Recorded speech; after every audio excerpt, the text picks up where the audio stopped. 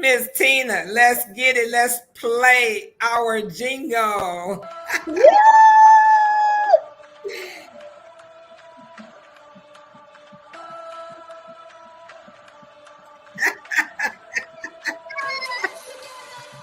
Yes, put your hands This together. is our destiny. Yes. We about to lift our Our community community. so we can be all around the world. Hey. Yeah, we gonna be all around the world, all around the world, going all around the world. Yeah, we gonna be all around the world, all around the world, All around the going all world, baby. All around the world, baby. We building wealth, leaving legacy. What we doing, Tina? We building This is wealth our and leaving destiny. legacies, baby. Community. We about to lift our community. All around the world. Where we going, Tina? All around the world. All around the All world. around the world. Going All around the world. Yeah, we gonna be all around the world. All around the world. All around the world, baby. All around the world. Listen to this quote from Tina. Legacy.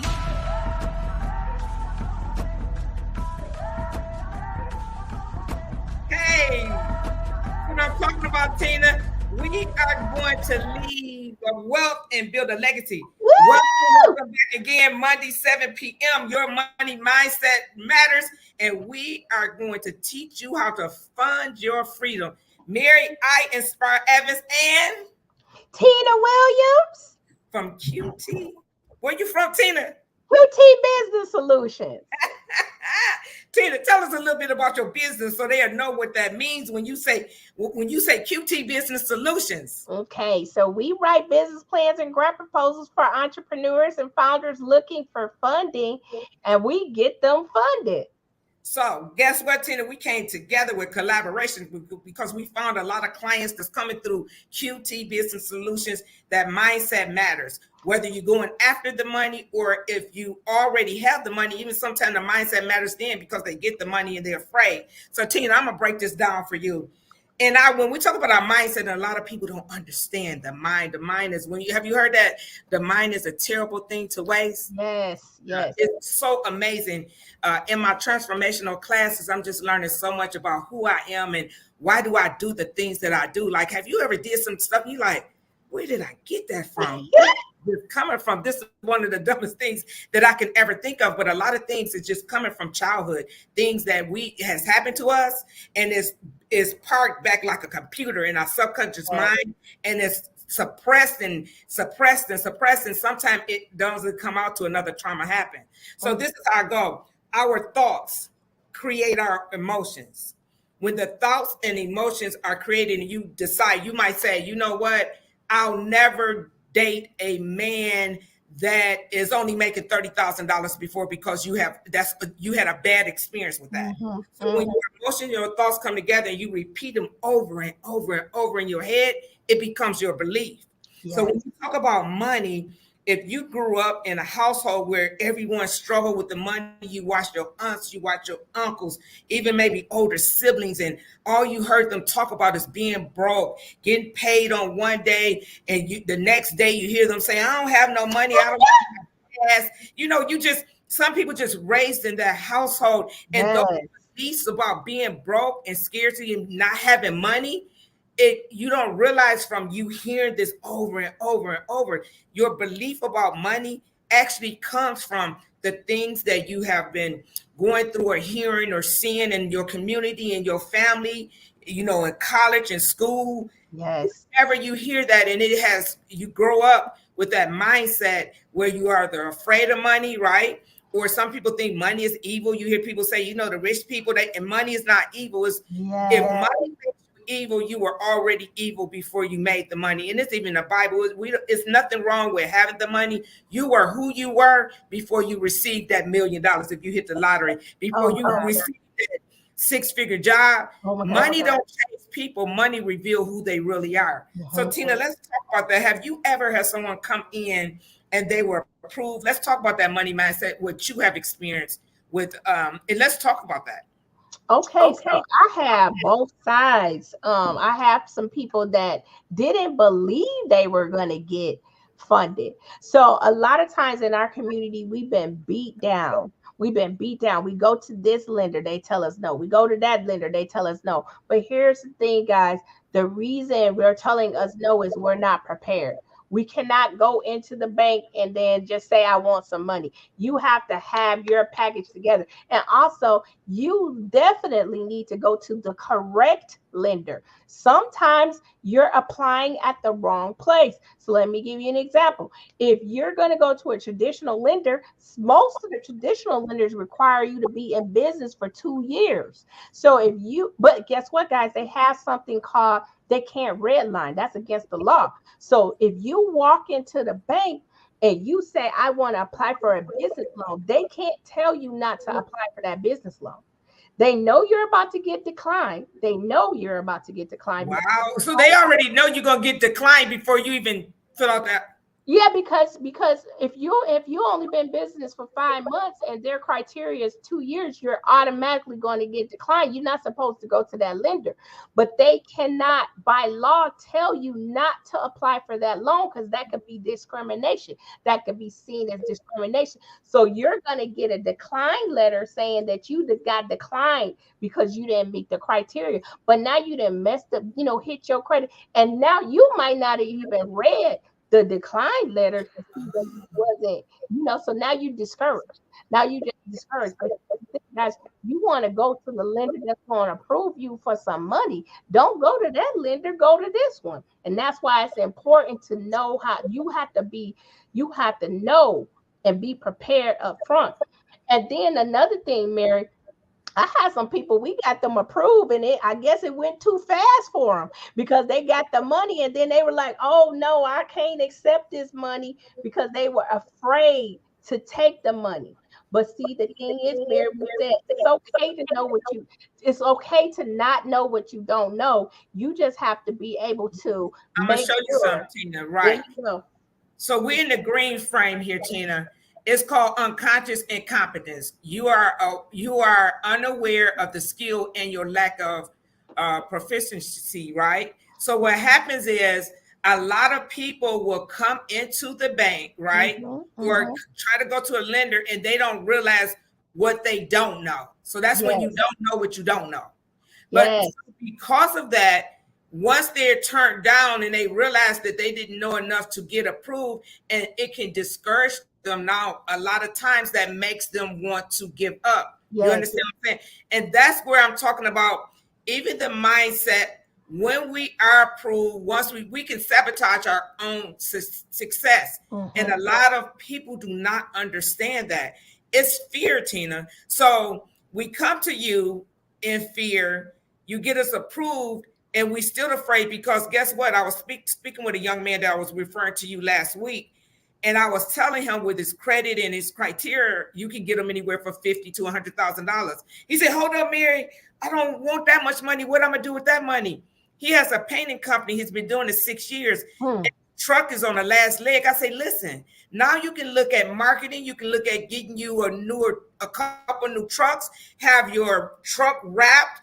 Your employees, now you can look at doing uniforms. And then when you go, because he goes in a lot of the nice neighborhoods here in Atlanta, I guarantee you, if you did those things, you would be able to double, triple your money, because now you're pulling in these neighborhoods with these $500,000 homes, and you look the part. People look at all that, and immediately he told me what he wanted. When I explained to him, immediately the fear, immediately he went into the fear zone. What I'm gonna do if I get it now? What to do with it? And in a matter of 2 minutes, he was like, in a matter of 2 minutes, you turn my fear into like possibilities. And that's what we're about with the mindset, is turning fears into looking at a fear as a possibility. Because what happens, once we continue with the fear and tell ourselves again, over and over, we repeat this fear in our head, and it becomes our belief. That's what we do. We program ourselves to, when we tell our brain something, our brain gonna look for evidence, Tina, to support what we're telling it. Isn't this so crazy? Our brain looks for evidence to support whether it's something positive or something negative. The brain gonna look for evidence to support whatever you believe. I'm going to give you a quick story, and I want to hear another story, Tina. This is a true story, and I was telling my mother about it. My son is so not funny, but it is funny. A contractor was working on a job, and they was working, and one of the machines, it went off, and the nail went through his shoe, right? So you can see the nail coming through the shoe, out the top of the shoe, right? He was screaming, fell out, screaming, crying, and ambulance came. When they got him to the hospital, they medicated him and seduced him so they can, because they knew they had to remove this nail, and they wanted to, get him out of as much pain. Tina, when they took the boot off, when they took the boot off, the nail had went in between his toes. It was not even in his shoe. But mine saw the nail coming through the bottom of his boot, up through the top of the shoe, and the mind saw that. The mind went and get the evidence is needed to say, you're in pain. Look at this nail sticking through your foot. That's how powerful the mind is, Tina. Oh, my goodness. The nail head went through the toes, wasn't even in his foot. I mean, the way he responded, because the mind is so powerful. That's how powerful our mind is. It supports. You tell it something, and it's for evidence. If you say, okay, I'll use an example women have did all the time. I know my man or husband cheating. Oh, you go look for the evidence, and everything he do or say, oh, yep, that's it. I knew it, and we have to be careful what we tell our mind and what we believe. So, Tina, what did you do with the client what did you do with them? Now we have mindset training, but what did you say to them when they say, okay, now I'm afraid to take the money? Well, the reason they came was to grow and expand their business. And like I said, it's okay to not know what you don't know. And you're just going to hire professionals to do what it is that you need them to do. Just like you told the gentleman, I said, look, your marketing, you're going to pay this marketing company right here. You want to pay competent places that's going to get you to the next level. You're going to set up your QuickBooks. You're going to pay a bookkeeper. You're going to hire a couple of more people. Do you want to continue doing all the work? No, yes. They don't want to continue to do all the work. So now we're going to take that money and pay for someone else to do it. And so then, like you said, 2 minutes later, they're like, because now they kind of know what they're going to do with the money. And the money is supposed to be used to create revenues. What the problem is they believe when they got approved for the funding, they believe they were going to squander it and have to owe that money back. But when you take that money and you hire some more people, now you're not doing all the work yourself, and hopefully you hire somebody that's way better than you, and then it's going to be done way better. That part, Tina, let's drop some gems on it, because some might not understand. When you did my business plan, when I went after the 450,000, and by the way, let us know where you're listening from and what's your name, and we are so grateful that you are here. So, Tina, this is the thing. A part of the business plan, when you do the numbers, you actually ask me, okay, Mary, how many employees do you think you will need? You need 1 full-time, 2 full-time, 1 part-time, 2 part-times. And in that business plan, what they don't know is you do the numbers before you take them to the lender. And a lot of people might say, how am I pay anybody when I don't have any money? Well, I'm here to let y'all know, when Tina get done with the numbers, in the number, when you get approved, you will know, okay, I can hire 2 full-time people, how much I can pay them, and for how many years I can pay them is in the funding. And because we know that we're going to escalate that business, now before the funding is gone, you would have made revenue and have the money to pay your employees. Tina, let them know that that's already in the business plan. In case somebody didn't know. It's already in the business plan. That's why you write a business plan, so that you know how much money you have to ask the bank for. Because if you just going on a seat of your hip, banker, I need some money, that's not going to work out. But if you say, well, I need this money to pay this marketing company right here, and I'm going to hire these 3 employees, I'm going to provide 3 consistent permanent jobs, they're like, oh yes, now you're going to decrease unemployment for the United States. So they want the unemployment rate to go down. They definitely going to give you some money, because guess what? You knew what to say to them before you walked in. All right, Tina, we're going to drop one good gem. Tell our listeners, if they are out here on the fence and they're thinking, They've been dreaming of this business. We believe in taking dream businesses to reality. Tina, if you could say something, what would be the first thing you would tell them to do? Someone that's sitting at home, the first thing. They talking about coming to you with funding. Before they even walk up in the door, before they even call you, just give us one thing that you would tell them to do.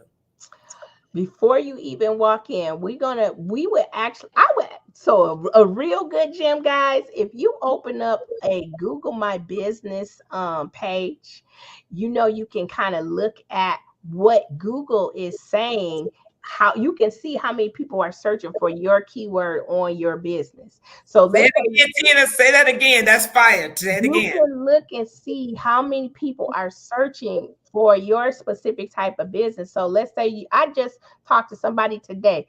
They wanted to do skincare. She has a massage cream. I saw on there that there was 590 people per month searching for in her area, searching for a massage cream. So she was able to see that Google would charge her $20 per click to go to her massage cream. And then if you got 590 people coming, you could pay max $50 a month for that budget and then get those sales yourself. That's a free nugget right there. So, well, you know what, Tina, I hear you, but I'm the type I have to hear you and see you. Can we bring that up for them right quick on the screen? Let's do it. Because if anything like me, when I'm learning, I need to hear it, see it, hear it 10 times, see it again. So this is where they can go and search what is really, what is the need for the particular business that they are thinking about. Right. I'm hearing you correct. So put it up on the screen, okay, man. Let's pull it up, Tina. We serious around here. Okay, so I'm gonna pull up. If you already have a Gmail account, you pretty much already have an AdWords account. So all you have to do is set it up. So let's say, for instance, Mary, we're gonna go to this keyword planner right here. And let's say you in Atlanta, Mary. Let's say that they're in Atlanta. Okay. And they wanted to, give me a product, Mary, that they might want to sell. Give me a nice product. I love anything that is, let's say massage oil. Massage oil. Okay. So we're going to type in massage oil. Okay. And in your area, I can see here that there's 880 people per month that's in your Atlanta area that search for a massage oil. And guess what? Google will charge 36 cents to $1 to be on that keyword. So let's say, for instance, you want to know what your marketing budget was going to be. Let's say you paid on average 50 cents per click and you wanted half of those people, let's say even 20%. 20% of those people to come to your website, you're gonna pay 50 cents per click. You're gonna pay $88 a month. Now, massage oil, Mary, tell me how much. $45 on the low end. $45 on the low end. Okay, you say $45? Yes. So let's say maybe only 20% of those people bought off of your website. They haven't talked to you. They just went to your website. That's about 17 people. And we said $45. You're going to make $792 for $88. Or let's say we're going to just do all of it. Let's say 880 times 50 cents. Our marketing budget will be $440. Let's say we're going to get maybe about 20% of those people to come. 440. And we're going to get, let's say we get all of them to buy. Then that's $45. You making $19,000 a month just from making sure that you have your marketing in order. So that's what I'm talking about. Just in case someone don't understand the click, because I always want everybody to get it under. When we say click, meaning a customer goes on and click onto your item. Yep. So let's say you go to massage oil in Atlanta. Okay. Look. Yes. People paying $90 for some massage oil. See what I'm saying? Tina, look at that. They going to that click right there. They're gonna pay $90, $29, and then you only pay 50 cents for that click. So you pay 50 cents to make $88 for that click. Exactly. That's the nuggets for today, you guys. Thanks for watching. We're going to come on every morning, every Monday at 7 p.m. And that's Your Money Mindset Your Money Mindset Matters, Tina, and funding what we funding freedom, Tina. Funding freedom. Really. Guys, and if you want to book a call to dig deeper with us, here's the QR code, and you can book a call. We can help you from A to Z, $97 to book a discovery call. Thanks for listening, and I really hope this helps someone, Tina, because that's the only reason we're here is because we're going to help change our community and help others build wealth and leave a legacy. Thank you so much, and you guys have a great evening. Mary Aspire Evans and Tina Williams. Talk to you soon.